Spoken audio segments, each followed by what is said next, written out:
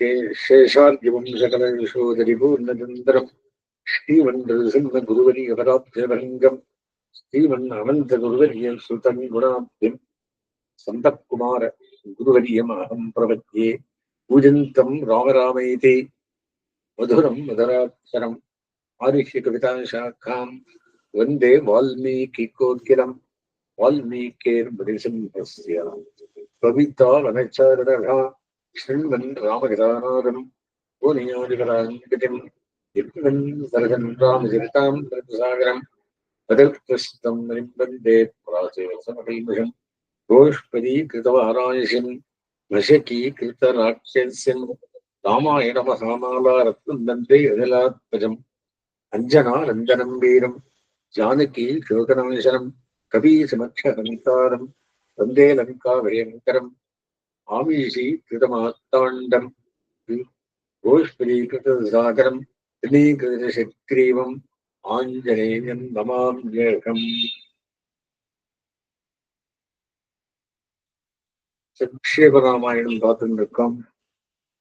யுத்தகாண்டம் ஆரம்பம், சேதுபந்தனம், ராவணவதம், சீதா அக்னி பிரவேசம், சீதையை பாலித்திரயத்தை அக்னி பகவான் தெரிவிக்கிறது, பிரம்மஸ்துதி, ராம பட்டாபிஷேகம், புஷ்பக விமானத்தால் எல்லாரையும் அவ ராஜ்யத்துக்கு அனுப்புறது, பரத்வாராஷ்டிரமத்துக்குள்ளே அரவந்துடன் விசர்ஜனம், இத்தனை விஷயம் இந்த இரவு சங்கேப ராமாயணத்தில் பார்க்க போகிறோம். ராமாயணம் இந்த லோகத்திலே 24,000 ஸ்லோகம். வேதவேத்திய பிரேபும்சி அப்படின்னு மேலே பரமவரத்துக்குள்ள 100 கோடி பிரவிஸ்தரம் அப்படின்றார். 100 கோடி ஸ்லோகங்கள் இருக்கான். எத்தனை பெரிய ராமாயணம்! அது 100 ஸ்லோகத்திலே அடக்கி முதல் சர்க்கத்தை சொல்லியிருக்கார். அதை பார்த்துட்டு இருக்கோம். 78வது ஸ்லோகம், 84 மெட்டா 3, 3, 7 ஸ்லோகம். அதுல யுத்தகாண்டத்தை முடிக்கிறார். தரிஷயாமாசாட்சாத்மானம் சமுத்திரஸ்தரிதாம்பதி சமுத்திரவசனாச்சைவ நலம் சேதுமகாரயதி. சேது எதுக்காக கட்டினார்? சமுத்திரவசனாச்சைவா, சமுத்திரராஜன் சொன்னான், இவர் கட்டினார். இவர் ஒன்றும் பண்ணல. ராம ஒரு காரியம் தானாக பண்ணார். பெரியவாக சொன்னார், பண்ணார்.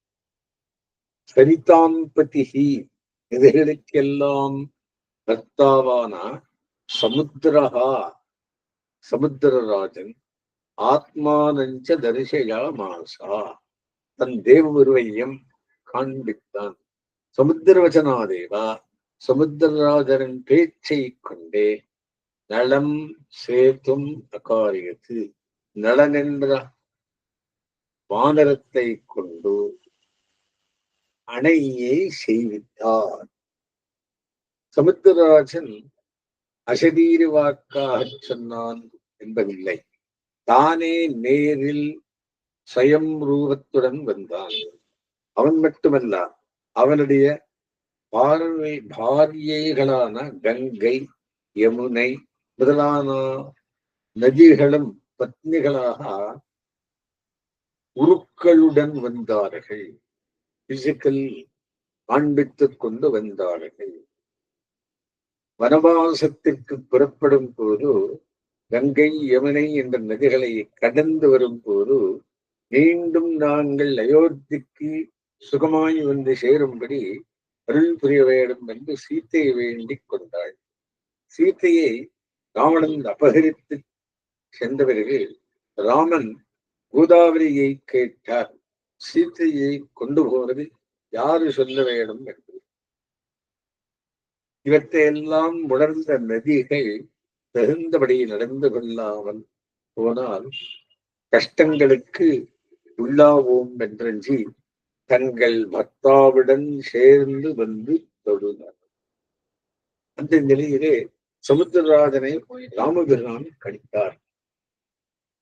இது கங்கா சிந்து பிரதானாவே அபகாபிகி சமாவிருத்தா என்ற மேலே சொல்லப்படும். அயம் சௌமியா நலவு நாமா தருஜோ விஸ்வகர்மணः இத்ராரத்தவரஸ்ரீமான்னே ரத்திமோ விஸ்வகர்மணா ஏஷ சேதும் மகோத்சாஹ கரோத்து மயி வானரஹா என்றான். தன் தகப்பனிடம் வரன் பெற்ற நலன்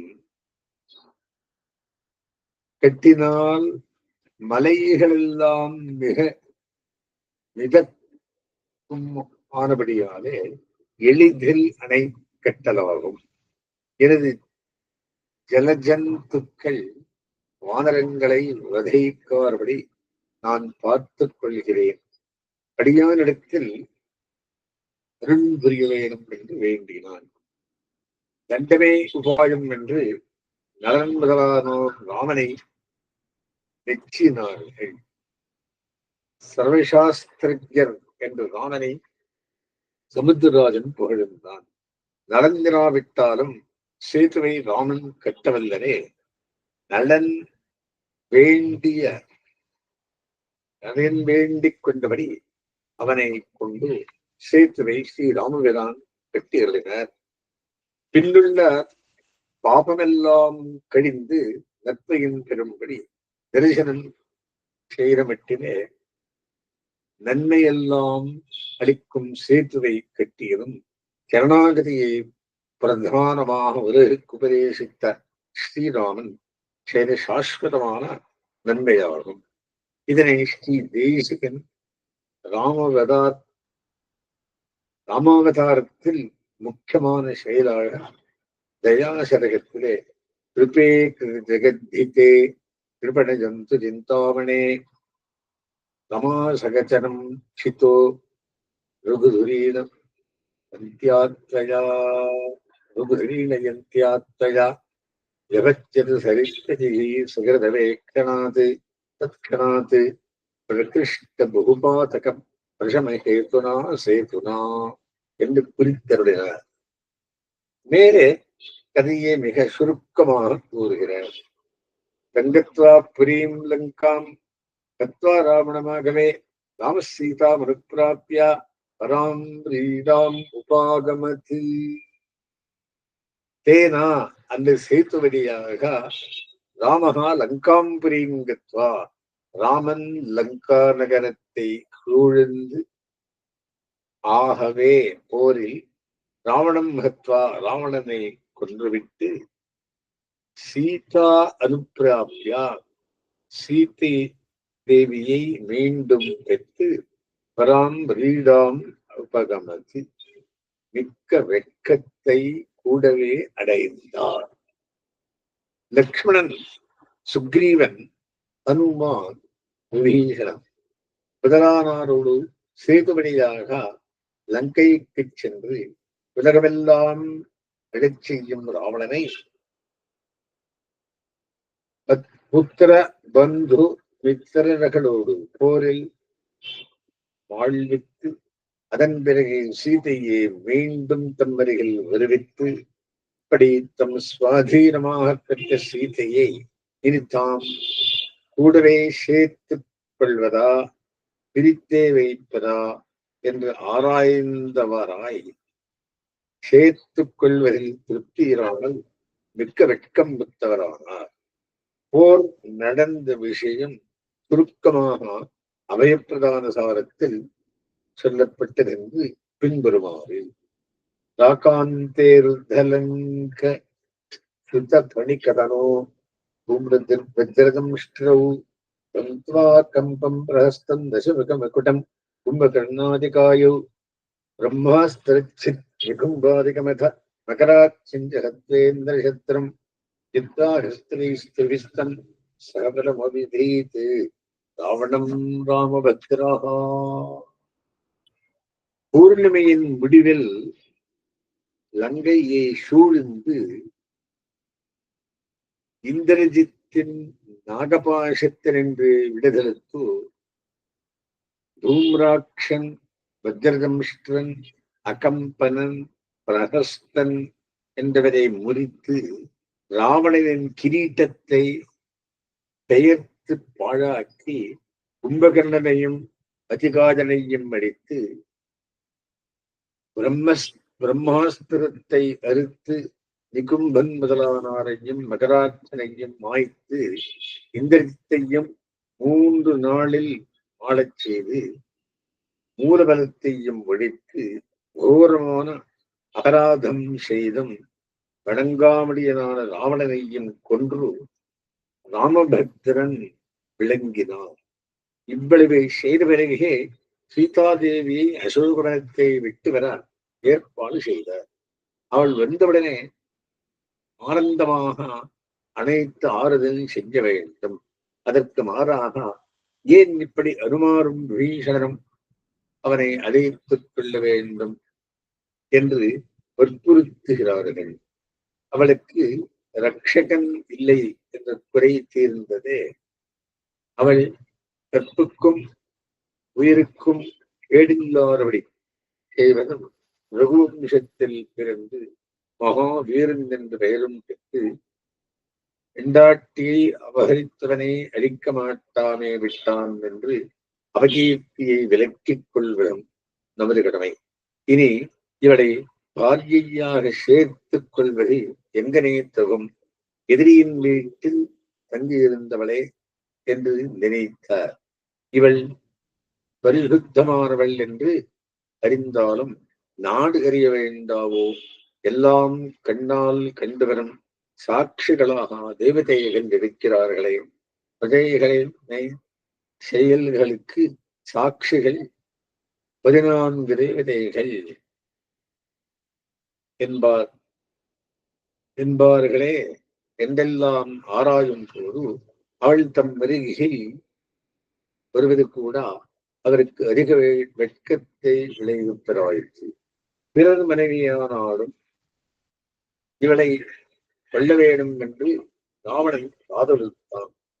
தம் மனைவியானாலும் தமக்கு இவள் வேண்டா என்று கலிலோக்கியராஜ்யம் சகலம் சீதாக நாப்யாத் கலாம் என்று சிறப்பு வாய்ந்த சீதையையும் விடத்துரைத்தார்.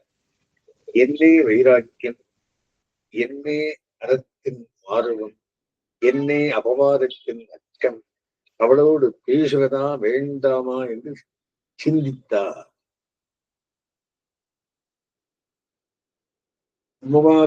ராம பருஷம் ஜனசன்சதி. இது என்ன செய்வதென்று எல்லோரும் திகைத்து நிற்கிறார்கள்.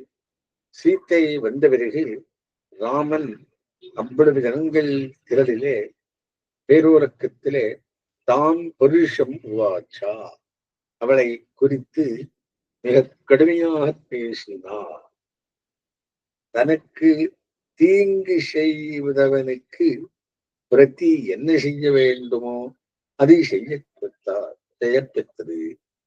சிநேகிதர்கள் சேர்த்தியை கொண்டு சத்ருவை ஜெயிப்பித்ததற்கு பட்ட பாடெல்லாம் உன்னை கொள்வதற்காக என்று நினைக்க வேண்டாம். இது உன்னை கெடுக்க நினைப்பவர் யாரும் இல்லை. பிறருடைய இல்லத்தில் தங்கிய உன்னை நான் கொள்வது எனக்கு தகாது. ஆனால் உன்னை காக்க வேண்டிய கடமை உண்டு. இது நீ பரதனிடமோ லக்ஷ்மணனிடமோ சுக்ரீவனிடமோ விபீஷணனிடமோ எங்கு வசித்தாலும் உன் மனத்திற்கு மாறாக ஒன்றும் நிலவராது. நிர்பயமாக நாள்களை கழி என்றெல்லாம் கூறினார். இவ்வாறு கூற நினைத்து சொன்னாலும் சொற்களின் போக்கு ஒரு விதத்தில் மிக கடுமையாகவே இருந்தது. அமிருஷ்யமானா சா சீதா விவேஷ ஜலனம் சதி. சா அனுமனால் அசோகவனத்தில் நேரில் காணப்பட்டபடி ராமத்தியானமே செய்து வந்த சதி அனுமனின் ராமில் அக்னியை உயிர்க்கிற கற்பே வடிவான சீதா மனித பிறவியில் சேராமல் ராமனை போலே உருத்தியில் வைத்த நின்றும் பிறப்பு என்பதையும் விட்டு பூமியிலே தோன்றிய பரதெய்வமாக ஆன சீத்தை என்பவள் அவசியமானா பெருங்கூட்டத்திலே பழிக்கும் ராமனின் பேச்சை பொறாதவளாய் ஜுவலனம் அக்னியில் விவேஷா புகுந்து விட்டாள். ராவணனை கொல்லவல்லவன் கொல்லவல்லவன் என்பது மட்டும் காண்பிப்ப அவராயின் என்னை உயிருடன் இருக்கும்படி எதற்கு அனுமாரிடம் சொன்னார்? சீதே சீதே என்று கதறிய வண்ணம் இருந்ததற்கு தன்னை மீட்டு அடைந்து சுகிக்கப் போவதாக பொய் பேசியதன் பிரத்யட்சமாக எல்லாம் அறிந்திருந்தும் ஆவரபுருஷன் பெண்டாட்டியை போக்கிற வண்ணம் ஈஸ்வரன் அசோகத்தினின்றும் என்னை அழைக்காமலே ஒரு கூட்டம் கட்டி யோசித்து ஒரு முடிவுக்கு வந்து பிறகு என்னை அழைத்திருக்கலாமே. ஈஸ்வருக்காகவா போர் நடத்தியது? பால்யத்தில் பாணிக்கிரகணம் செய்து கொள்ளும் தம்பதிகளின் மனம் வீரிடம் எல்லாமலே படுவதாகும். எனது தப்பை உலகு அறிந்தால் அதே எனக்கு போர். அக்னியில் பிரவேசிக்கிறேன் என்று பிரதட்சணம் வந்து துணிந்து பிரவேசித்தாள். ததோக்னி வசனாத் சீதாம் ஞாத்வா வீரகல்மிஷாம் பபௌ ராம சம்பிரஹிருஷ்டா பூஜிதா சர்வதேவதைः. ததः உடனே வெகு மரியாதையுடன் எழுந்தருளப் பண்ணி அந்த அக்னியால் கொண்டு வரப்பட்ட சீதாதேவியை அக்னிவசனாத்து அக்னியின் வாக்கியென்று விகதகல்மஷாம் பாதத்திற்கு இடமே ஆகாதவளாக அறிந்து சர்வதேவதைஹி பூஜிதா பிரம்மன் சிவன் இந்திரன் முதலான தேவதைகள் அனைவராலும் பூஜிக்கப்பட்டவராய் சீதாதேவியும் ராமனுமே எல்லோருக்கும் தெய்வமான திவ்ய தம்பதிகளா லக்ஷ்மி நாராயணர்கள் என்பதும் அறியப்பட்ட போது சம்பிரஹிருஷ்டா ராமஹா பபௌ சாலவும் மேலான மகா ஆனந்தம் பெற்றவராய் ராமபிரான் நன்கு விளங்கினான். தோஷோ நேத்ரா தீபோ நேத்ராதுர சேவா பிரதிகூலோசி மே பிரிஷம் என்றோ முன்னே ராமன் கூறியதும் கண்ணில் நோவுள்ளவனுக்கு தீபத்தை காணலாகாது. கண் பூஷம் தோஷம் கண்ணிலா தீபத்திலா சீத்தையை கண்டு ராமன் வெட்கமத்து தலகுனிந்தார் என்றால் அவ்வாறாம்படி கலக்கம் ராமனுடைய குத்தமே அன்றி சீத்தையினுடன் குத்தம் இருப்பதாகாது. சீத்தை அக்னியில் பிரவேசித்தவுடனே குபேராதி லோகபாலகர்களும் பரமேஸ்வரனும் பிரம்மனும் என்ன இது என்று சொல்லிக்கொண்டே ராமநிலையில் வந்து சூழ்ந்தனர். மனித நிலையைக்கு தக்கவாறு தாம் நடந்து கொள்வதாக உடனும்படி ராமன் கூறினார். உடனே பிரம்மதேவன் ராமன் சாட்சாத் நாராயணன் என்றும் சீத்தை லட்சுமி தேவி என்றும் ராவணவனத்திற்காக எடுத்த மானிட வேடம் இதென்றும் எல்லோரும் அறியும்படி ராமனை புகழ்ந்து கூறினார். இதெல்லாம் அக்னியில் சீத்தை புகுந்த கணத்திலேயே விரைவாக நடந்தது. பிரம்மன் பேச்சை கேட்டுக்கொண்டே அக்னிதேவன் சீத்தையை எழுந்தருளப் பண்ணிக்கொண்டு ராமனருகில் வந்து மனோவாக்கா என்றாலே மிகவும் பரிசுத்தையான சீத்தையினிடம் பாபத்திற்கு சிறிதும் இடம் இராமல் இருப்பதால் ஏதேனும் பேசிக்கொண்டு தாமதிப்பதை விட்டு உடனே தேவியை சுவீகரிக்க வேண்டும் என்று வேண்டினான். மனித பாவனை கிணங்க இவர் பேசியதன் மூலம் சீத்தையின் கற்பின் சிறப்பை உலகம் அறிந்ததை தாமும் அறிந்ததாக கூறி தமக்கு அவரிடத்தில் குத்தமிருப்பதாக எண்ணம் எப்போதுமே கிடையாது என்றும் தெரிவித்து சீத்தையுடன் சேர்ந்து சுகம் சுகாருகோ அனுபூவ ராகவா என்றபடி சுகித்தா கிருஷ்டா பிரகிருஷ்டா சம்பிரகிருஷ்டா சீத்தையை கண்டவுடன் கண்டதற்கு ஹர்ஷம், தேவர்கள் கூறியதில் பிரகர்ஷம், அக்னி மூலம் பரிசுத்தியை காண்பதித்தால் சம்பிரகர்ஷம். ராமன் முன் சீத்தையை குறித்து கூறிய சொற்கள் எல்லாம் அவள் சுத்தமானவள் என்ற எண்ணத்துடன் சொன்னதாகவே ஆராய்ந்தால் தெரியவரும். சீத்தையை கொண்ட பிறகே தேவதைகள் ராமனை நன்கு பூஜித்தார்கள். சீத்தையை அவர் கொல்லாமல் அக்னியில் புகுந்தபோது வாழாவிருந்ததில் விருத்தமுத்து முதலில் ராமனுக்கு தகுந்த மதிப்பு அளிக்காமல் இருந்தனர் என்பதாம். ராமனுடைய பேச்சை பிறகு கேட்டு ராமன் இவ்வாறு நடந்து கொண்டதற்கும் அவரை கொண்டாடினார். அதவும் பூஜையாம். அடுத்தது கர்மணா தேன மகதா ஸ்ரீலோக்கியம் சச்சராச்சரம் சரேவரி சரணம் துஷ்டம் ராகவஸ்ய மகாத்மனஹா. மகாத்மனஹா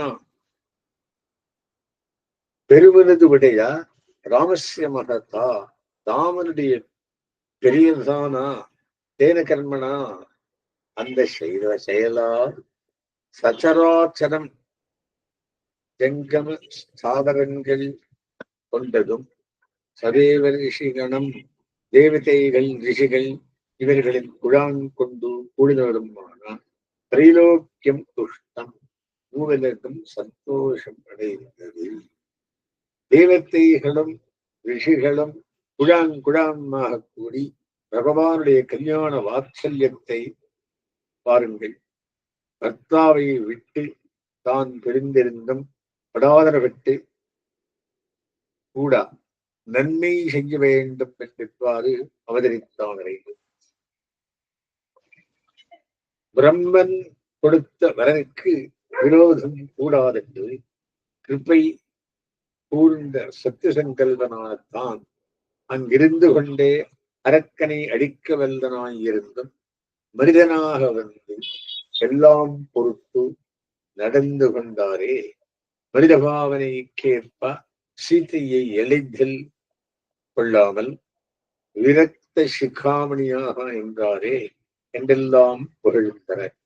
ஒன்றும் அறியாத ஜனக ஜங்கம ஸ்தாவரங்களுக்கும் ராவணவதமும் சீதாராம சமாகமும் மனத்தில் ஆனந்தத்தை விளைவித்தன. காரணம் என்னவோ தெரியாது.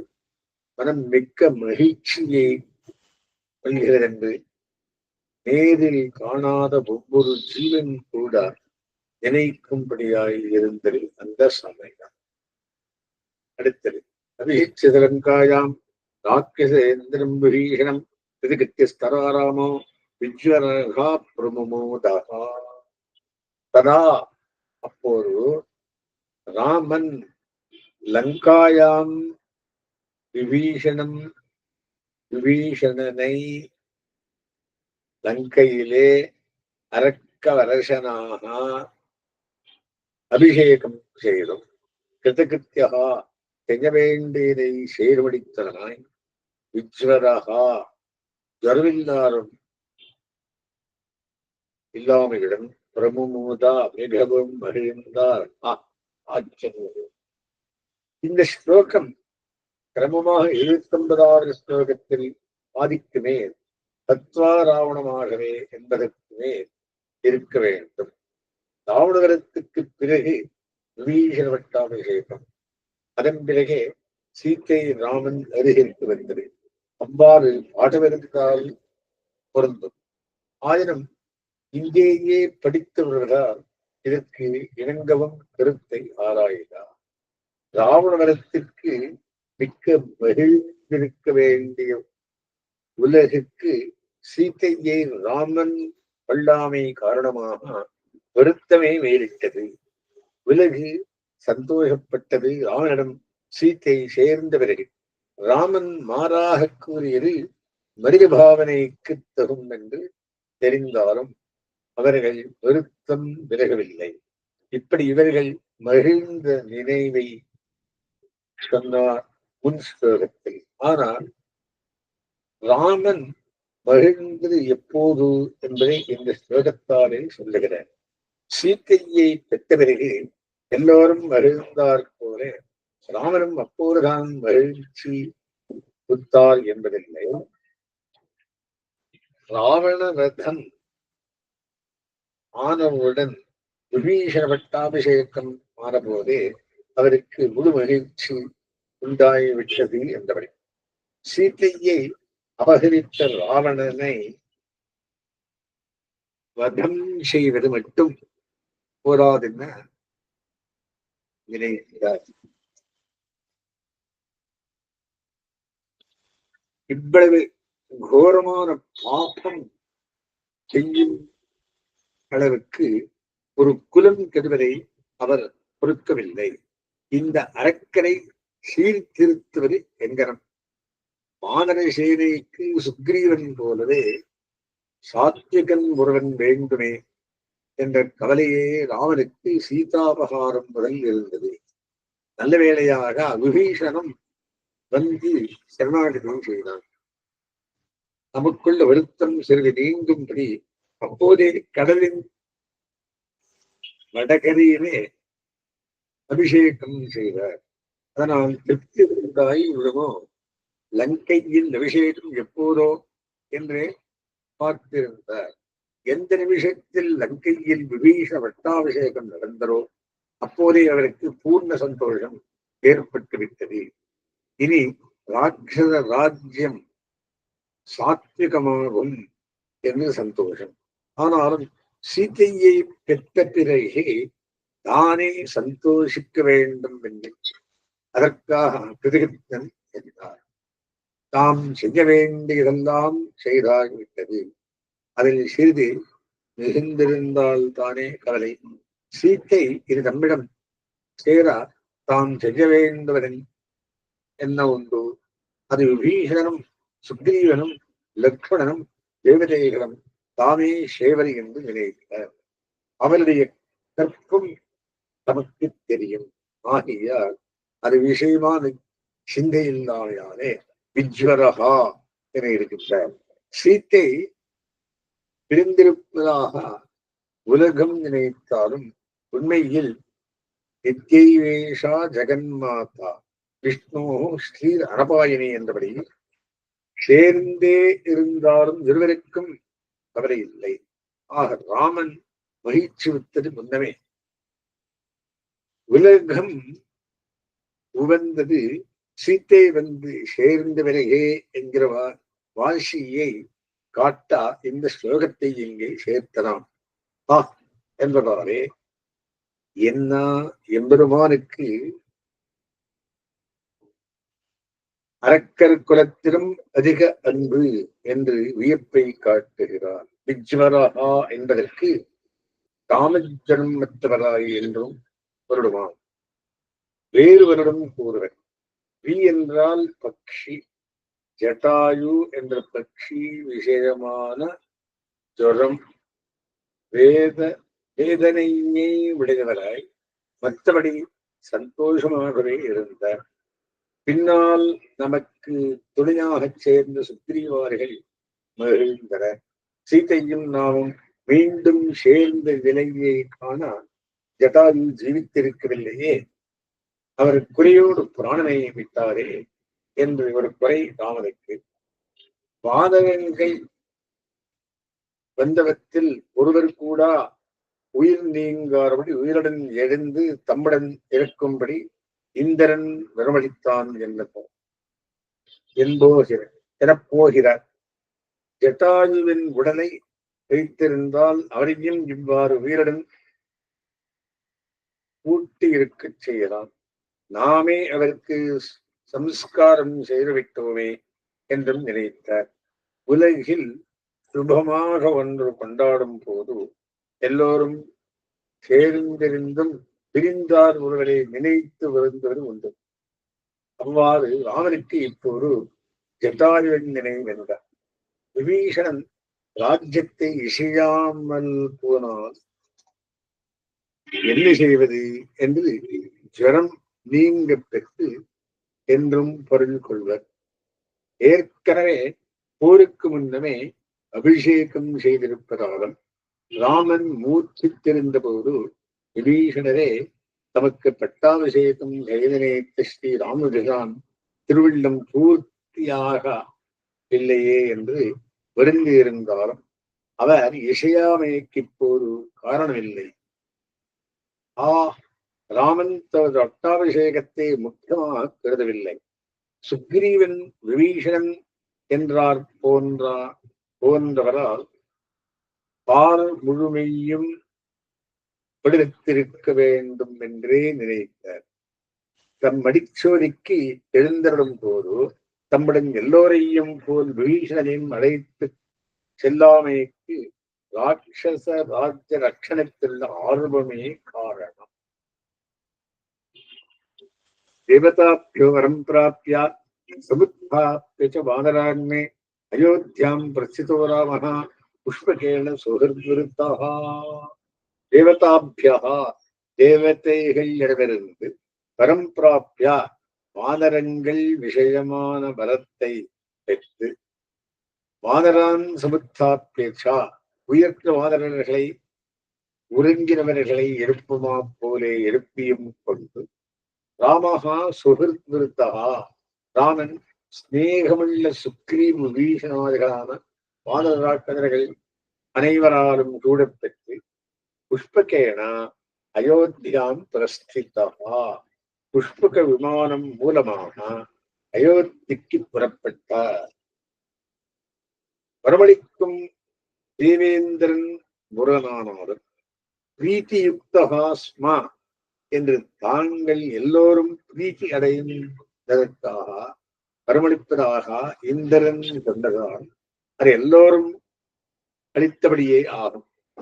கை கால் தலை முதலான அங்கங்கள் துண்டு துண்டாகி உயிரற்ற ஆதரங்களும் அங்கங்களில் குறையற்று பலம் உற்சாகம் வந்திலும் குறைவின்றி பிழைத்து எழ வேணும். வானரங்கள் உள்ளவிடவெல்லாம் அக்காலத்திலும் பழங்களுடன் மரங்கள் விருத்தி அடைந்து நதிகளிலும் நீரோட்டம் இருந்த வண்ணமாக வேணும் என்று ராமன் விரும்பினார். அவ்வாறே வரம் அளிக்கப் பெற்றது. அந்த இருவு சென்றவுடனே உதயத்திற்கு முன்பே விபீஷணர் வந்து நீராட்டத்திற்கு எல்லாம் சித்தமாக செய்திருப்பதாகவும் தாம் ஆராதிக்க விரும்புவதாகவும் விஞ்ஞாபனம் செய்தபோது நீர் சொல்லும்படியான மங்களஸ்நானம் நமக்கு பரதனிடம் போய் சேர்ந்த பிறகே இப்போதே புறப்பட வேண்டும் என்று ராமன் அருளி அத்திரமே புறப்பட்டார். வரமளித்த தேவதைகள் ராமனை பார்த்து சீதையிடம் அன்புடன் இருக்க வேண்டும், உடனே சென்று பட்டாபிஷேகம் செய்து கொள்ள வேண்டும். அபிஷேகாத்மானம் பூரன் கத்வா பிரஹர்ஷயா அயோத்தி மாநகர ஜனங்களுக்கு ஆனந்தம் விளைவிக்க வேண்டும் என்று வேண்டினார். சித்திரகூடத்தில் பரதன் வேண்டிய போது தேவதைகள் அதற்கு இசையாமல் இருந்தனர். ராமன் இஷ்டபடி விட வேண்டும் என்றனர். தங்கள் கோரிக்கை பூர்த்தியாக வேண்டும் என்றிருந்தனர். இப்போது மனோரதம் நிறைவேறியவுடன் பரத மனோரதம் நிறைவேற வேண்டும் என்று வேண்டினர். அதன் மேல் மாதரங்களும் ராட்சசர்களும் அந்த பரதனையும் அயோத்தியையும் பட்டாபிஷேக சிறப்பையும் காண விரும்பியதால் அவர்கள் மனம் குளிரும்படி எல்லோரையும் அழைத்துக் கொண்டு விரைவில் செல்வதாக புஷ்பக விமானத்தில் ஏறினார். வழியில் கிஷ்கிந்தையில் நின்று சுக்ரீவராஜ்ய புறத்தையும் பூட்டிக் கொண்டார். பரத்வாராஷ்டிரம் கத்வா ராம சத்யபராக்கிரமः பரதஸ்யாந்திகம் ராமோ ஹனுமந்தம் விசர்ஜயதி. சத்யபராக்கிரமः ராமः விரும்பியதை செய்து முடிக்கும் பராக்கிரமம் உடையராய் மனத்துக்கு இணையரான பரத்வாதாஷ்டங்கத்வா பரத்வாதன் ஆஷ்டமத்திற்கு ராமர் சென்று பரதனுடைய அருகுக்கு ஹனுமந்தம் ஹனுமானை விசர்ஜயத்து அனுப்பினார். பரதனிடம் போய் சேர வேண்டும் என்று புறப்பட்டவர் நேராக அயோத்தியில் தான் இருக்க வேண்டும். பரத்வாஜ மகர்ஷி இவரை நிறுத்தினார் என்பதில்லை. விமானத்தில் போகின்றவரை பரத்வாஜர் அழைத்திருக்க மாட்டாரே. ஆயினும் அவரது ஆசிரமத்திற்கு சென்றார். முன்னே தனியாக வந்த ராமனுக்கு விருந்து செய்யாமல் சேனையுடன் வந்த பரதனுக்கு விருந்து செலுத்தார். அதற்கு மேலாக ராமனுக்கு செய்ய அவர் விரும்பியிருந்தார். அதனை நிறைவேற்ற வேண்டும் என்று நோக்கம் போதும். முற்பகுதியில் ராமஹா என்ற ஷெல் இருக்க மீண்டும் ராமஹா என்றது ரமயதீதி ராமஹா என்று அதன் பொருளை கொள்வதற்காக பரதன் ராஜ்யத்தில் எந்த நோக்குடன் இருக்கிறான் கவனி என்று கூறி அனுப்புகிறார். பரத்வாஜ மகரிஷியிடம் பரதனின் நிலையை நன்கு உணர்ந்த பிறகு சந்தேகத்திற்கு இடமேது. ஆனாலும் ராமத்துவம் குன்றாத ராஜநீதிக்கு இணங்கி நடக்க வேண்டும் என்று திருவிழம். ஹனுமானுக்கு மிகவும் பிரியரான சுக்ரீவார்களும் பரதனுக்கு முன்ன வாஷியை அவர் அறிந்தால் பின்னே எல்லோரும் அறியலாகும் என்றும் கூறினார். வெகு வருஷங்கள் சென்ற பிறகு அயோத்திக்கு செல்வதால் அங்குள்ள யோக க்ஷேம ரீதி தெரியாமல் இருக்க எல்லாம் சரியாக இருப்பதாக நினைத்து விட முடியாதாகையால் அதனை தெரிந்து அதற்கு தக்கவாறு செல்ல வேண்டும் என்று அபிப்பிராயம். திடீரென்று பெருங்கூட்டமாக சென்றால் பேரானந்தத்திலே பரதனுக்கு சாத்மிக்க மாட்டாது நிலை நேருமோ என்கிற அச்சத்தினாலும் தெரிவிக்காமல் நேரில் செல்லவில்லை. தூத்தியம் அதுகிறார். அஸ்மத்குருசமாரம்பாம் யதிசேகர மத்தியமாம் லக்ஷ்மி வல்லோபரியந்தாம் வந்தே குரு பரம்பராம்.